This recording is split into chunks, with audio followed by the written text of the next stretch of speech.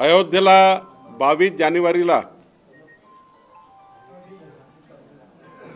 श्री प्रभू रामचंद्राचा प्राणप्रतिष्ठा सोहळा आहे आणि हा सोहळा तिकडे सुरू असताना,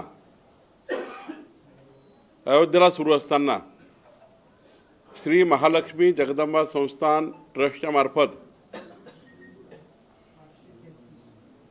श्री विष्णू मनोहरजी जे सुप्रसिद्ध विश्वविख्यात सेफ आहेत,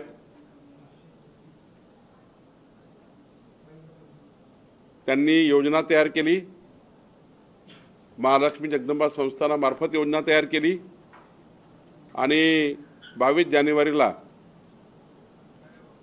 महालक्ष्मी मंदिरामध्ये श्री प्रभू रामचंद्राचं या ठिकाणी एक संस्थान आहे, सोबतच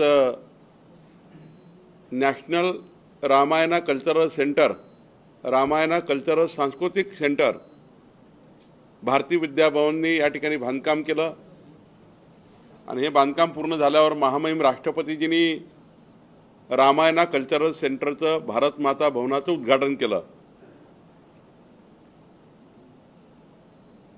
22 जानेवारीला श्री महालक्ष्मी जगदंबा संस्थान 6000 किलो राम हलवा एका कढईमध्ये, एक सिंगल कढईमध्ये सकाळी 6 ते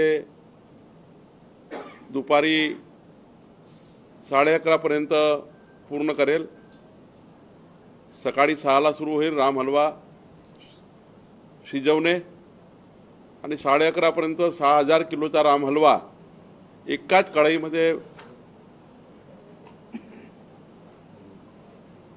हा भक्तांकरता उपलब्ध राहील आणि 11:30 ते सायंकाळी 6:30 वाजेपर्यंत 6000 किलो हलव्याचे या ठिकाणी वाटप होणार आहे। मोठ्या प्रमाणावर भक्त या ठिकाणी येणार आहेत आणि श्री महालक्ष्मी जगदंबा संस्थानाने ही मोठी योजना तयार केली आहे। अयोध्येच्या 22 जानेवारीच्या प्राणप्रतिष्ठेच्या या शुभ मुहूर्तावर आपल्या माध्यमातून सर्व भाविकांनी